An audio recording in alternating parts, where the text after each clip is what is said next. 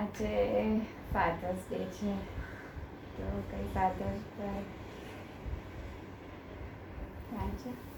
Fathers day છે તો આપણી પાસે એક ફાધર્સ ડેનું બહુ જ સુંદર પુસ્તક છે, ઇમેજનું પ્રકાશન,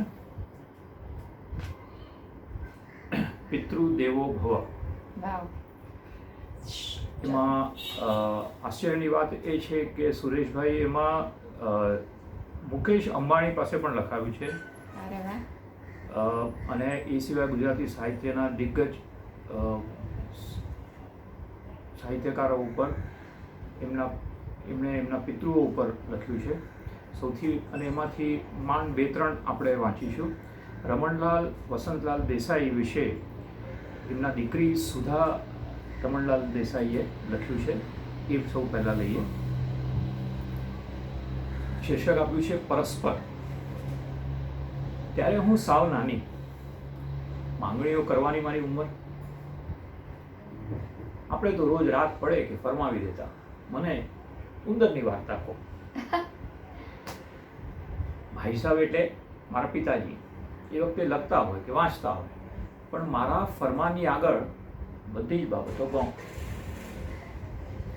હું માંગણી કરું એટલે તરત જ મને 7 પૂંછડિયા ઉંદરની વાર્તા કહે. અને એ ફરમાન કંઈ કોક દિવસનું નહીં, પણ રોજનું હતું. હું પણ સાંભળતી હતી. આઈ લવ ઇટ. એમને દરરોજ રાતે સૂતા પહેલા મને વાર્તા કહેવી પડે, અને મને રોજ એ વાર્તા સાંભળવી ગમે. બીજી ઘણી વાર્તાઓ પણ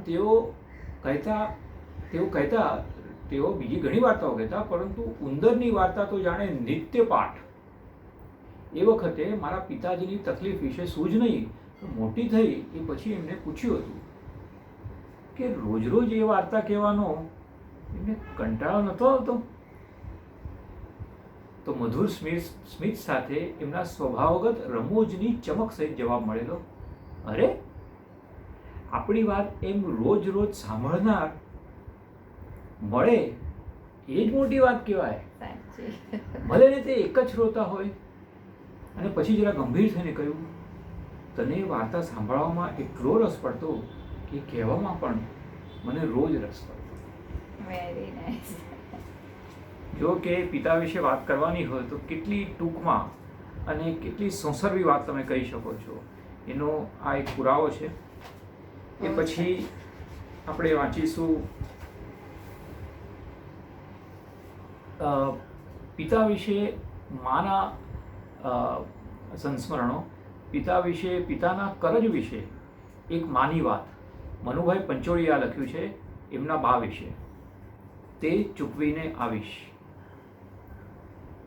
મનુભાઈ પંચોળી લખે છે કે મારા પિતાજી ગુજરી ગયા તે વખતે મારા બાને મેં કહ્યું, હવે તમે અંબાલા આવો,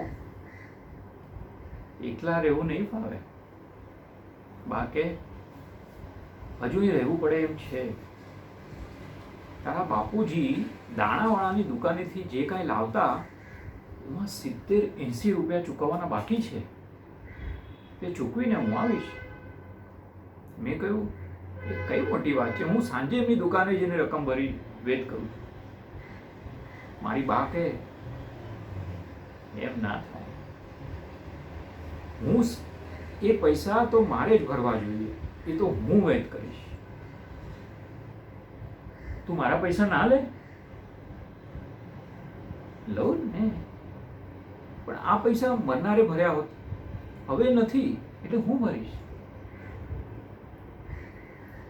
હું જાણતો હતો કે ઘરમાં કાંઈ નથી. મારા બાપુજીને 20-22 રૂપિયા પેન્શન મળતું, એમાં પોતાનું ચલાવતા અને દીકરી ભાણેજડાને ટાણે ટચકે સાચવતા.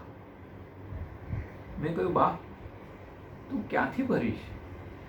મરનારના વારસ તરીકે તેનું આ બધું દેણું હું ભરી આપીશ. બા બોલ્યા, તું વારસ ને ભરે એ વાત સાચી, પણ આ તો હું જ ભરીશ, તું માથાજીક ના કર. એ ના જ માન્યા. 3 મહિને દેણું ભર્યું. કેવી રીતે કમાયા હશે? દરણા દળ્યા હશે, બાંધણી બાંધી હશે, ભગવાન જાણે. પણ પોતાની જાત કમાણીથી દેણું ભર્યું પછી જમવા લાગ્યા. ઓ બાપરે. So sweet. મનુભાઈ પંચોળી. અને હવે છેલ્લું આપણા સૌના લાડકા સાઈ મકરંદ દવે એ લખે છે, બાપુજીના અવસાનની વાત કહું. એ સ્વામિનારાયણના ભગત. સાંજની સાયા આરતીથી શયન આરતી સુધી એક પગે ઊભા રહી ગુણાતીનંદ સ્વામીની પ્રસાદી તરીકે ત્યાં એક થાંભલો છે તેને હાથ લગાડી 3 કલાક સુધી માળા ફેરવે. એમની અનન્ય ભક્તિને કારણે એમને અનાવરણ દ્રષ્ટિ મળી હતી. આવરણ હટી ગયું હતું. કેટલીક વાતો ચમત્કારિક છે, પરંતુ ચમત્કારનો પુરસ્કાર શું? છતાં એમની સાથે કેટલીક વાતો મારા જીવનમાં વણાઈ ગઈ છે, એટલે કયા વગર રહેવાતું નથી. એમનું અવસાન થયું એ અરસામાં સુગંધ ફેલાયેલી રહેતી. આખું વાતાવરણ મહેક મહેક થઈ જતું. હું પૂછતો, બાપુજી આ મહેક શાની? તો કે હું જવાનું છું. હું જવાનું છું ને દિવ્ય સત્વો આવે એટલે આવું થાય. મેં પૂછ્યું, તમારી કઈ ઈચ્છા છે? હા, એક ઈચ્છા છે. મારે ધરમજીવનદાસજીને મળવું છે. ધરમજીવનદાસજી સ્વામિનારાયણ સંપ્રદાયના સાધુ, હજી જીવન છે. એ એમના મિત્ર. મેં કહ્યું, એ ફરતા હોય એટલે અત્યારે ક્યાં હોય એની કેમ ખબર પડે? બાપુજી કહે, તે પૂછ્યું. એટલે મેં કહ્યું, શું કરવા ચિંતા કરે છે? બીજે દિવસે સવારે મેં ધરમજીવનદાસજીને આવતા જોયા. હું સામે ગયો. મને તેમણે કહ્યું, હું તો મારા ભાઈને ભાતું બંધાવવા આવ્યો છું. તેઓ બાપુજી પાસે આવ્યા. કહ્યું, ભાઈ બહુ બીમાર પડી ગયા છો? બાપુજી કે, ઘોડો બીમાર છે, આસવાર ને શું? બીજે દિવસે બાપુજીએ મને બોલાવ્યો કે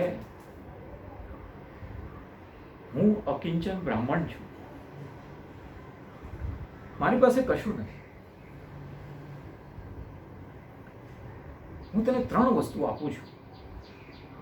3 વસ્તુ: જ્ઞાન, ભક્તિ ને વૈરાગ. જીવની જેમ સાચવજે.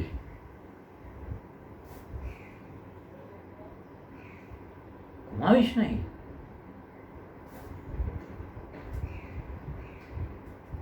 એમના છેલ્લા શબ્દો હતા, ચિદાનંદ રૂપમ શિવોહમ શિવોહમ. બાપુજીની ભક્તિના મૂળ ઊંડા હતા. એને જ્ઞાનના ફળ લાગ્યા હતા. નહીં તો શિવોહમ જેવી આત્મવાણી છેલ્લા શ્વાસે કેમ સ્ફુરે? પણ એ જોવાની, સમજવાની ત્યારે દ્રષ્ટિ નહીં. મને તો એમના શાંત, શીળા, સ્વસ્થ અને નિર્ભય વ્યક્તિત્વમાંથી ઉડતી ફોરમ વારંવાર સ્પર્શી જાય છે. કવિતાની ઓળખ મને બાપુજીએ કરાવી. સવારમાં નાહીને શ્લોકો ગાય તે મારા અંતરમાં ગુંજે.